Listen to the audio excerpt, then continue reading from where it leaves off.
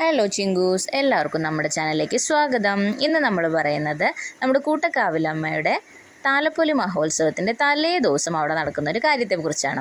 ഉത്സവത്തിൻ്റെ അന്നത്തെ ദിവസത്തെ പരിപാടിയൊക്കെ കഴിഞ്ഞ് ആകെ അന്തരീക്ഷം ശാന്തമായി എല്ലാ ആളുകളും അമ്പലത്തിൽ നിന്ന് പോയി. എന്നാലും നമ്മൾ കുറച്ചുപേർ ഇപ്പോഴും ഇവിടെ തന്നെയുണ്ട്. കാരണം എന്താ, നാളെ നമ്മുടെ ദേവിയുടെ താലപ്പൊലിയാണ്. അപ്പോൾ നമുക്ക് ഈ ചുറ്റമ്പലവും ഈ മേൽക്കൂരയും എല്ലാം ഒന്ന് പുഷ്പാലങ്കാരം ചെയ്യണം. എല്ലാ വർഷവും ചെയ്യാറുണ്ട്. ഇത്തവണ അത് ഒട്ടും കുറവില്ലാതെ തന്നെ നല്ല ഭംഗിയായിട്ട് ചെയ്ത് തീർക്കണമെന്ന് ഉള്ള പ്ലാനിങ്ങിലാണ്. തങ്കുമോളെയൊക്കെ ഉറക്കിയിട്ട് ഒരു 10-11 മണിക്ക് ശേഷമാണ് ഞാൻ അമ്പലത്തിലേക്ക് ചെന്നത്. അപ്പോൾ ചേട്ടന്മാരെല്ലാവരും നേരത്തെ പണി തുടങ്ങി. നാളത്തേക്കുള്ള ആനച്ചമയൊക്കെ റെഡിയാക്കി വെച്ചിട്ടുണ്ട്.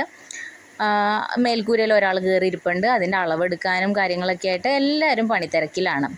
എല്ലാ വർഷവും നമ്മളിങ്ങനെ ചെയ്യാറുണ്ടെങ്കിലും ഇത്തവണ കുറച്ചുകൂടി എന്തെങ്കിലും വ്യത്യസ്തമായിട്ടുള്ള രീതിയിൽ ചെയ്യണമെന്ന് എല്ലാവർക്കും നല്ല ആഗ്രഹമായിരുന്നു. എല്ലാ വർഷവും നമ്മൾ ഈ പുഷ്പാലങ്കാരം ചെയ്യുമ്പോൾ നമ്മളെ സഹായിക്കുന്നത്, ഈ ഡെക്കറേഷനൊക്കെ ചെയ്യുന്നത് ബിജു ചേട്ടനാണ്. ബിജു ചേട്ടനും ഫാമിലിയാണ് നമ്മൾ എല്ലാ പ്രാവശ്യവും സഹായിക്കാറ്. അപ്പോൾ ചേട്ടൻ സാമഗ്രികളൊക്കെ ആയിട്ട് വൈകുന്നേരമേ റെഡിയാക്കി വന്നിട്ടുണ്ട്. നമ്മൾ പിന്നെ പണ്ട് ഏറ്റവും എളുപ്പമുള്ള പണിയാണല്ലോ തിരഞ്ഞെടുക്കാറുള്ളൂ. അത് കാരണം ഫസ്റ്റ് തന്നെ ഞാൻ പൂവിൻ്റെ കാര്യങ്ങൾ ഏറ്റെടുത്തു. ഒരുപാട് നല്ല വലിയ പൂക്കൾ വന്നിട്ടുണ്ടായിരുന്നു. അത് ഓരോ ചെറിയ ചെറിയ കവറിലാക്കി വെള്ളം തളിച്ചാണ് നമുക്ക് കൊണ്ടു തരുന്നത്. അപ്പം നമ്മുടെ ആദ്യത്തെ പണി ആ കവർ മാറ്റി പൂവെല്ലാം സെപ്പറേറ്റ് ആയിട്ട് വെക്കും. പിന്നെ ചേട്ടന്മാരാണ് അതെല്ലാം അളവിൽ കട്ട് ചെയ്ത് ഒയാസിസിൽ കുത്തി സ്റ്റാൻഡൊക്കെ ആക്കി നമ്മുടെ അളവിനനുസരിച്ച് വെക്കാറ്. കഴിഞ്ഞ പ്രാവശ്യമെല്ലാം നമ്മൾ വെറുതെ ഇങ്ങനെ പൂ കുത്തി വെക്കുകയായിരുന്നു.